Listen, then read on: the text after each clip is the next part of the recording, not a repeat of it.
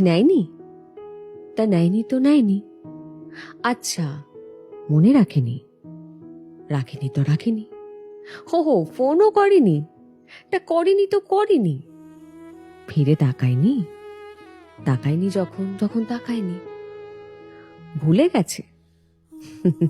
তা বেশ তো, ভুলে যখন গেছে তখন গেছে। তাই বলে কি নিজেকে বিষণ্ণতার সমুদ্রে ডুবিয়ে রাখতে হবে? নাকি হাসতে ভুলে যেতে হবে? নাকি আত্মসম্মানকে বিসর্জন দিয়ে তার কাছে মিনতি করতে হবে? বারবার বিতাড়িত হওয়ার পরেও তার জন্য অপেক্ষা করতে হবে, নাকি পায়ে পড়তে হবে? নাকি নিজের ভালো থাকাটাকে এতটা সস্তা বানিয়ে ফেলতে হবে যেটা অন্যের উপর নির্ভর করে? এই বিষয়টা নিয়ে না একটু ভাবা উচিত, জানো। তুমি যদি তোমার নিজের মূল্যটা না বোঝো, তাহলে একটা ভুল লোক যে তোমাকে নিয়ে ছিনিমিনি খেলছে, সেটা হওয়া কি খুব স্বাভাবিক নয়?